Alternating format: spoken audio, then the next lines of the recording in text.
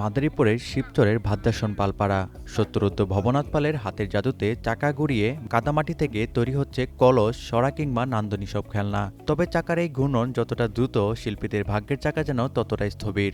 বৈশাখী মেলার রঙিন দিনগুলো শেষ হতেই এখন কুমারপাড়ায় নেমে এসেছে নিস্তব্ধতা। বাপদাদার কাজ নিজেরা ধরে রাখছি, অন্য কোনো কাজ শিখি নাই, এই কাজে অনেক করে কোনো রকমভাবে চলতেছি। বৈশাখী উপলক্ষে এই খেলনা মালগুলি আমরা তৈরি করি সারা বছর ধরে। দেখা গেছে আগে যেই পরিমাণে চলতো এখন বর্তমানে এই পরিমাণে চলে না। আগে আমরা মুড়ির মটকা বানাইতাম, তারপর আপনার ধানের মাছ বানাইতাম, তারপর চারি বানাইতাম গরুর ফ্যান খাওয়ার জন্য। সেই জিনিসগুলি বন্ধ হয়ে গেছে, এগুলি চলে না। বড় জিনিসগুলি আমরা বানাইছি, আগে যা চলছে এর চারি নিয়েও চলে না।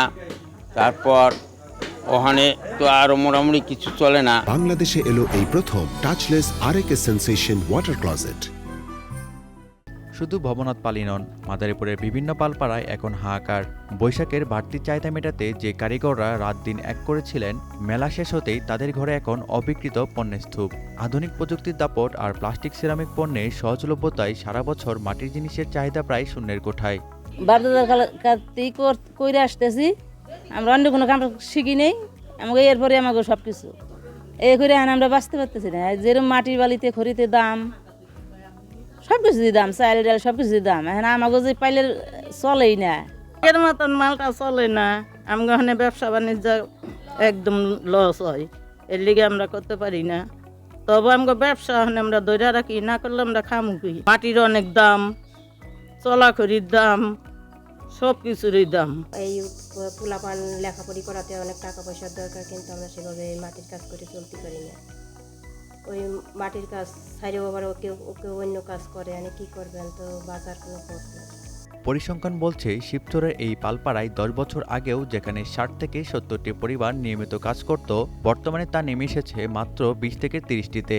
আয় রোজগারের অভাবে ঐতিহ্যের এই মায়া ত্যাগ করে কুমাররা এখন বাধ্য হয়ে যোগ দিচ্ছেন অন্য পেশায়। আমরা সারাদিন ধরে কাজ করে শান্তি মতো চাইটা ভাত খাইতে পারি না। এই কাজে দিনে দিনে চাহিদা কমে যাচ্ছে, প্লাস্টিক বাড়িয়া, সিলভার বাড়িয়া, এটা সেটা নানান পথ বেরিয়ে এখন আমাকে মাটির জিনিসের কোনো কার্য নাই। মাটির জিনিস অচল মতন এক হিসাবে। স্থানীয় প্রশাসন ও জনপ্রতিনিধিরা অবশ্য আশ্বাস দিচ্ছেন এই লুকোজ ঐতিহ্যকে টিকিয়ে রাখার। আগে মাটির শিল্প ছিল, বাঁশের শিল্প ছিল, কাঠের শিল্প ছিল।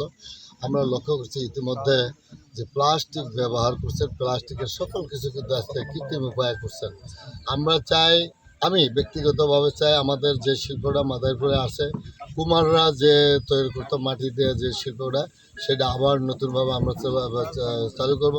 তাদের বিষয়ে কি ব্যবস্থা নেওয়া যায় সে বিষয়টা আমরা চিন্তা করছি, বা আমরা ঊর্ধ্বতন কর্তৃপক্ষকে বিষয়গুলো জানাবো।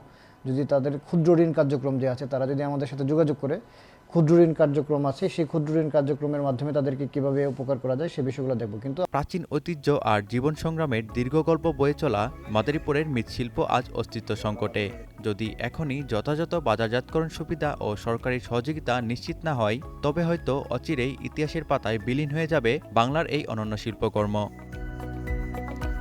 One national desk.